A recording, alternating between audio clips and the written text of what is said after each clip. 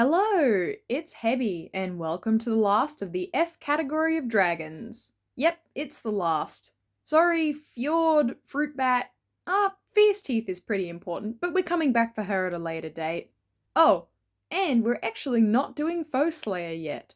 I have her as H because her new name is Hope. Like Freedom's name isn't Lizard anymore and is therefore not L. I'm gonna blast through the intro because you might be able to guess which characters I'm doing today since they're literally in the background I drew, but I'm super excited for them, so here's the rules. Alphabetical, every character except cringe fails. All the cringe fails are written on this wild round list, which here is the update to. People write in the comments what dragon they want to see, and I copy down a tally, and when we arrive at a letter which has a few characters in it or none, I'll do the top character from this. You can download these patterns for free and make your own. The first video in this series functions as a basic tutorial with additions to the instructions as the challenge has progressed and encountered new dragon tribes. And so far we've made Albatross, Anemone, Auklet, Arctic, Blaze, Burn, Blister, Battle Winner Blue, Coral Chameleon, Clay, Clearsight, Cricket, Cliff, Ruby, Carnelian, Dune, Dusky, Killer Storage Container, Darkstalker, 30-something Sea Wings, a Cat, Fate Speaker, Flame, Squid, Viper, Ochre, and Freedom. Oh, and also we're putting Whirlpool into the freezer for this video, thanks to the votes from the Whirlpool Hate Club members, Phoenix Fire, Ninja Kitty Awakens, and the Wait Zaranek Fluffle. The votes were a tie last video, and this was the second option. He does not fit with the normal food, so I just gotta move over my bags of frozen rats and mummified finches, which are normal things to have in the freezer. We're doing two characters this video since I just can't stand to leave the first one all alone. Since now it's time for one of my all-time favourite green sea wings, Fathom! Vague spoilers for the book Legends Darkstalker. I'm gonna discuss basically all the sea wing-centric plot elements of that story, so beware. Honestly, beware of literally all of my videos that I've ever made. I mean, they all have some element of discussion of the plot of the Wings of Fire series, although of course it's 17 books with several supplemental books, and it would take me so long to explain all the plot spoilers that I possibly could. But still beware. Anyways, for those who have read Legends Darkstalker, you should all remember who Fathom is, or else I'm giving you homework to reread the whole Wings of Fire series. But I am gonna explain him anyways, since somehow even my dad forgot him. Fathom actually only appears in one single book of Wings of Fire. When he's alive, that is. Seriously, it's terribly unfair that he can't appear again or meet the current main characters, since he appears in a book which is set in historical period, approximately 2,000 years before the brightest night which brought us the main characters of the first arc. So yeah, he's definitely dead. Fathom was a prince of the Sea Wings and also an animus. He was born when the first and only other Sea Wing animus in the tribe was Albatross, who we've already made as a plushie. Yay! Reunion.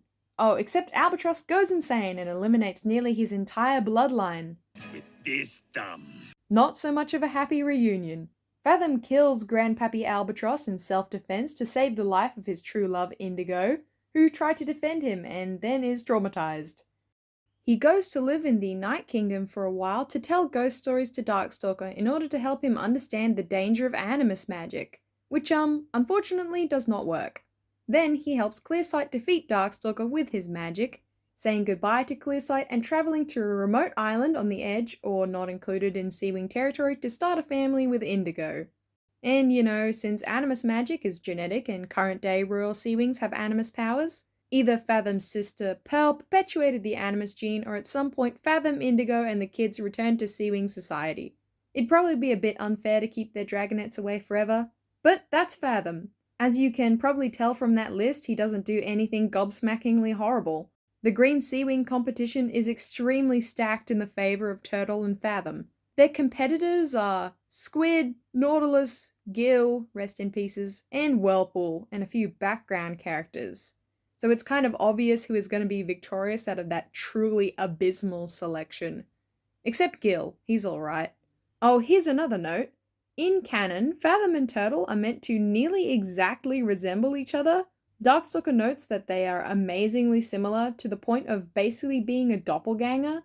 Here they are next to each other.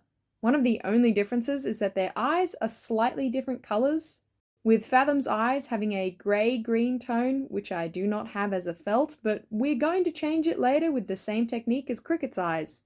But from my perspective, it was a bit of a pain to make these two characters visually distinct from one another, because the eyes are not super substantial, but I think I found a method. It'll be a while until we actually see it pay off since Turtle is a T dragon and this challenge is alphabetical. So, I mean, sing it with me now. No, don't. Why did I say all the characters? I would have been done by now if I just did all the main characters. Whatever, we are so committed. And I even have a secret plan for future videos, which I can't tell you about, for when I have actually finished all the characters. Exciting. Tantalizing. Anyways, the reason that Fathom is one of my favourite characters should probably be somewhat obvious, other than the fact that green is one of my favourite colours and Fathom is green. He's a really cool character. In the beginning of his story, he's carefree and playful with Indigo, but after Albatross commits the Seawing Royal Massacre, Fathom is scarred by his experiences and becomes fearful of his animus powers. He becomes reserved, quiet, and sad. Fair, really. As you can imagine, Fathom has some hang-ups about the fact that his entire family, including both of his parents, several of his cousins, and basically everyone who wasn't his sister Pearl, died in a mass murder scene committed by his own grandfather.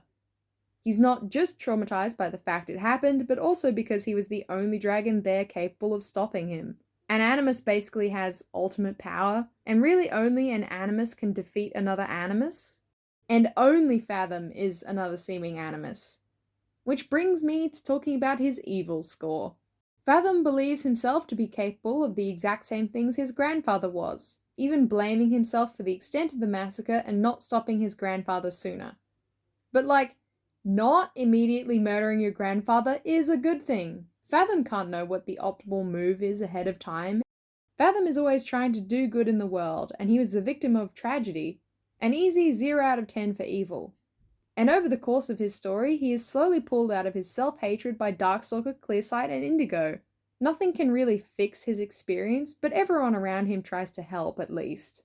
So it's extra sad that he's dead now by the time the main plot happens, because I would really like to see some more relaxed Fathom time. He doesn't recover to what his personality was before the tragedy, but instead he becomes something new and positive instead. He leans into relying on Indigo as she does for him and learns to enjoy life, and he eventually feels safe enough to bring dragonets into the world without fearing one of them shall be an animus. Fathom's dragonets are on the Wild Round voting list. This is your not subtle sign to vote for them. If not, I may have to find a special excuse to do them after the challenge is complete or for some kind of event. I think they're very cute, even though they are most certainly dead by now. Which is a negative and a positive. Want to hear why? Legends Darkstalker is my favourite non-mainline book in Wings of Fire, because it takes place 2,000 years before the story. It was forced to tell a complete, entire story with decisive ends to each of the characters' arcs in one go, and it does that extremely well. I touched on this before in Freedom's video. If you haven't watched it because you're not finished with the Wings of Fire book series, this isn't a spoiler, so don't worry. It's about the writing and structure of the series. And in that video I said that each book follows the trend of narrative escalation within itself, but then each arc contains 5 of those books, which means it tends to sort of flip-flop a little bit in action, and the final book must contain a satisfying conclusion to all the preceding books whilst also telling its own story. It's a mess, really. This would be a headache to write. But I didn't really touch on what that does to character arcs in that episode, or what I think it does to character arcs. Because the nature of character arcs as a concept is that they begin as being a certain way and then resolve in another state, preferably, that generally forces them to be at the end of the story they're in. We need to see this character's journey in order to call it an arc, after all. But if the character's emotional arc concludes and then there's 4 more books after that, what happens to the first guy? And for those following books, it's in the perspective of a new dragon on the team, with generally no cutting back and forth between heads. So now, that character whose arc we observed is no longer the mainest main character for the story you're in going forward. It's never coming back to their point of view again. The fact there's 5 books per storyline, each one of which is a new character's emotional arc as well as plot, makes the character arcs just slightly mangled between all of them. So whilst all the characters in Wings of Fire have an arc or experience things, Not all of them are as strong as they could be if it was just one story. That's just the nature of the way it was written. It's not really a fault of writing, it's more like a structural lapse. But anyways, that is so not a problem to Legends Darkstalker. With the exception of Darkstalker himself, none of the rest of these characters are basically ever seen again in any real capacity.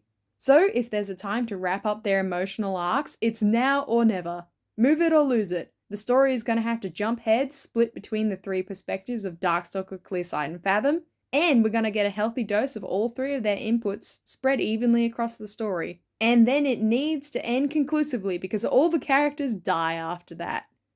Great banger of a story. Probably the best singular book in Wings of Fire. Although I really liked books 2 and 12, which I shall get to discussing, I suppose, at a later date. For now, it's time to turn our Fathom plushie's eyes the right colour with needle felting. His eyes are described as green-grey. Needle felting worked super well in the cricket segment of the previous videos where I accidentally made her eyes yellow, which, I mean, the eye colours don't really matter that much. Rainwings are described to be able to change their eye colours, and different characters appear with different coloured eyes between the books and graphic novels, like Clay, but I'm doing it anyways. The final details of our Fathom plushie include some golden bands for the horns. He is a prince after all. I'm using the age-old technique for instant success of eyeballing it and hoping for the best. You can use a ruler or just be free like the wind, whatever works for you. I also picked some gold for Fathom to parallel once again to Turtle with his golden armband inlaid with Skyfire rocks. Lastly, it's time for Fathom's glowing scales. When I was doing Squid in the False Dragonets of Destiny video, I said that because these actually do glow in the dark, they blast me in the eyes in my room at night. And that's true. Fathom is most certainly going to contribute to this, quote, problem. A good problem, I suppose. Sea Wings are perhaps my favourite tribe. Don't ask why I made my OC a Nightwing. Anyways, at the end of this video, I'll show you my dragon shelf lit up at night. But Fathom is done. Reigning champion of the Green Seawing contest and one of my favourite characters in the entire series, with, in my opinion, one of the most satisfying and complete character arcs, thanks to the strong writing of Darkstalker Legends, my favourite book in the series. I had a lot to say about Fathom. I'm a hardcore Fathom fan, and I can't wait to get to T so I can make Turtle and see how my characterization of the plushies paid off in how similar or dissimilar they look. Alright, that's not the end of the video, since now we need Indigo. I couldn't leave Fathom lonely. Indigo is also one of the best characters in the series. Do I say that about nearly every protagonist? Probably a little. But my design for her, I have notes. Okay, that Sharpie was really weak.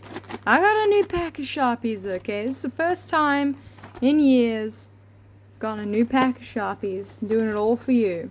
Come on, guys. Attempt 2. Oh yeah, that's the stuff. Nice. There is a distinct debate between dark blue indigo or purple, but indigo, the colour, is between blue and violet. The way we name colours in the colloquial sense is not strictly objective and varies between person to person based on their eyes and upbringing and just opinion. Scientifically though, all colours have a specific wavelength and energy value. As all of you probably know, colours to the human perception are caused by different wavelengths of light reflecting or being absorbed by different surfaces in the environment. And an object which is green absorbs every other wavelength of light except for green, which it reflects, like my boy Fathom. And also that a long wavelength of light results in the colour red, with the wavelengths of light decreasing in size and increasing in energy as you move along rainbow order from red. Indigo is one of those, quote, official colours recognised by Isaac Newton's experiments pertaining to light. And he wrote about white light, which is every colour combined, being comprised of these constituents: red, orange, yellow, green, blue, indigo, and violet. Although there is some debate going on which suggests Newton only picked 7 colours due to an occult belief or in keeping with the tradition of groups of 7 present in society, such as 7 days of the week.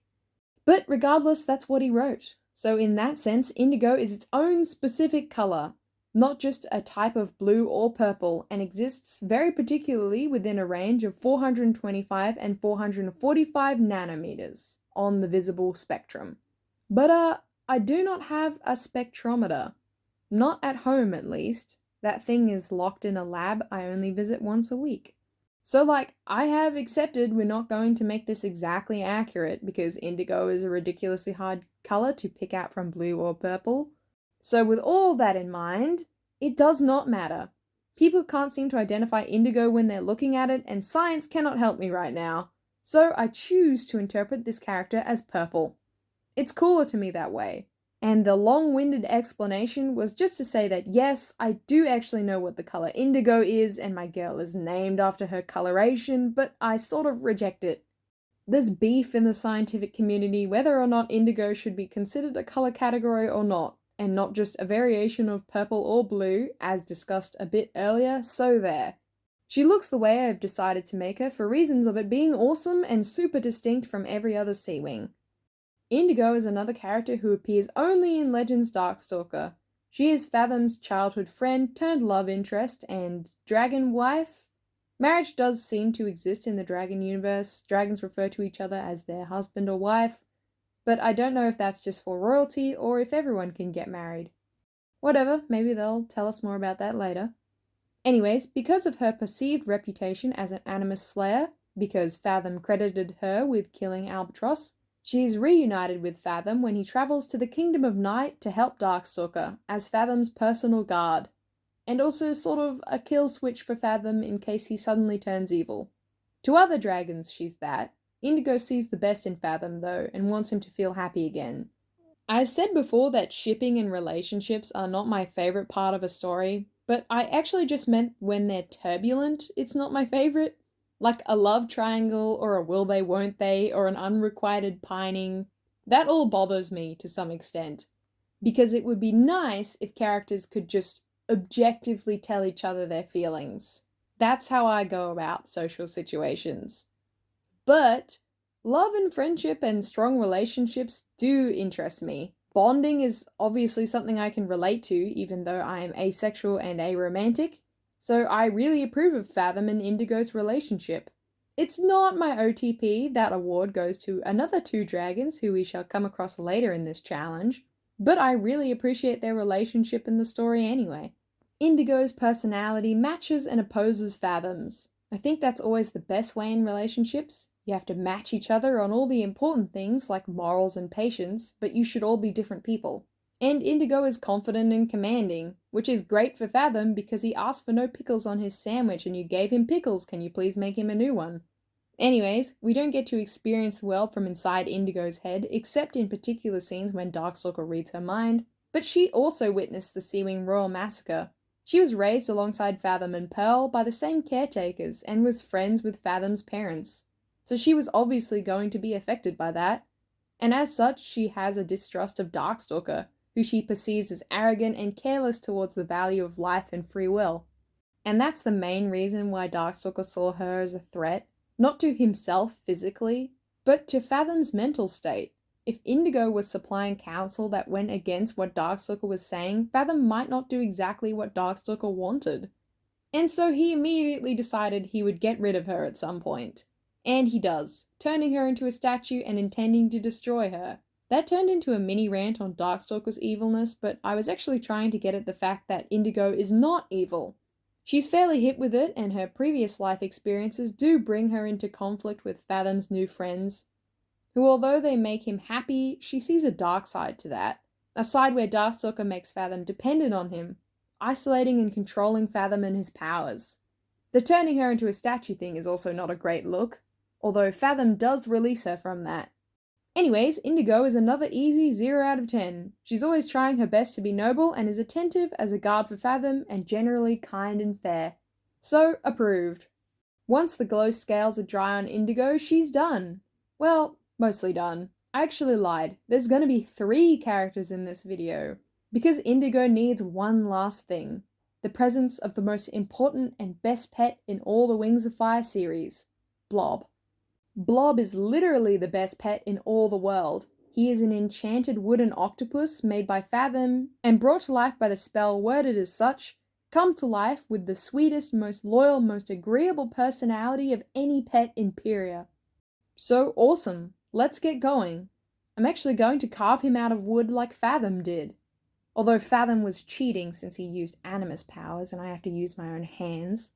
As a note, I reckon this isn't exactly how anyone would recommend learning woodcrafting. I'm using a Stanley knife and some Polonia wood. Good old Bunnings. I attacked this thing with a hacksaw and began whittling. A Stanley knife is significantly less sharp than an actual whittling knife, which can be both a good and a bad thing. Generally, for efficiency and safety, you actually want everything to be as sharp as possible so you don't ever have to overwork something because that leads to injury.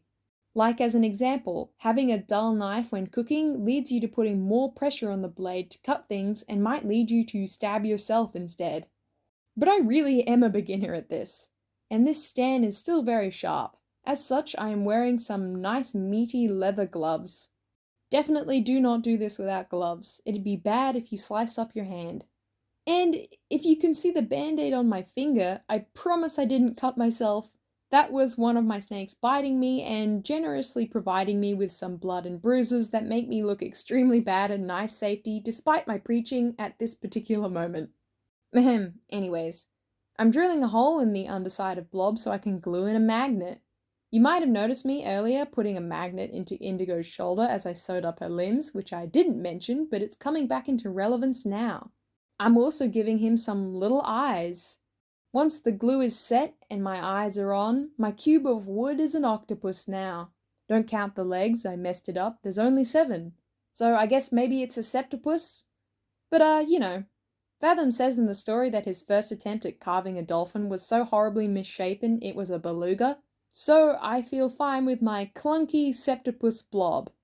And I'm attaching him to Indigo, and now she's complete. Blob took a surprising amount of time since I needed to learn, a new skill to complete him. It's different from the other stuff I do, so it was very fun. I'm a big fan of the colours purple and green, so I'm super happy with this set of 2. I can make them kiss as well. How amazing. I don't think the dragons really kiss, but the plushies do.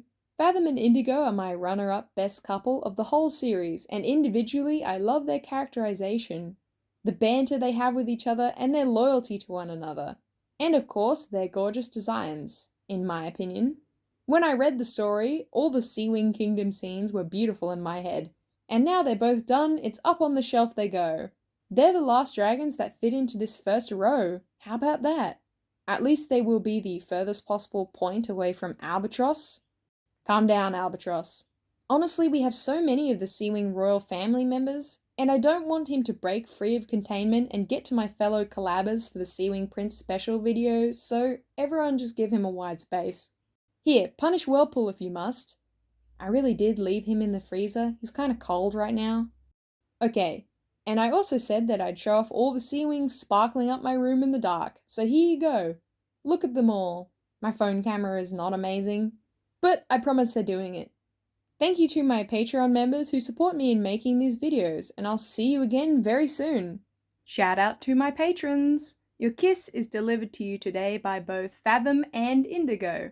Oh, by the way, speed paint warning. I'm giving these warnings, or trying to give them, because the screen will flash when I play the speed paint. When I start coloring, that is. The Christmas Lady, Alex Allen, Crafty6809, Chickaroy, Quinn B, Keegan Evans, Kitty KLT, Hazel Williams, Nix, Tori, Connie, Stufftails Fursuits, Amaya Barrios, Snow U1, Gordon Young, Celeste Tazza, Silly Rabbit 87, Murder Mellow 206, Carol, Erin Donahue, Anonymous Running Dragon, 8-Bit Beetle, Gatto Catamoose, Grey Malkin, Racing Wolf, Victoria Toucan, Miffy, Teacopper Silver, Aliana, Rhythm the Raptor, Verla, Vanessa Ananara Burrows, I Love My Fuzzy Kitten, Copa, Caroline T, Lime Sharks, Ninja Kitty Awakens, The Starving Child, Fantasy, Woilies, Indigo, Poppy Willow, Trooper Cat, Fennec is here, I Like the Dumb Bunny Shrimp, Phoenix Fire, Grey, Aninka Lamasson, Mono Deer, Samuel Sanchez, Kit, ADH Dream 1409, and Kimber.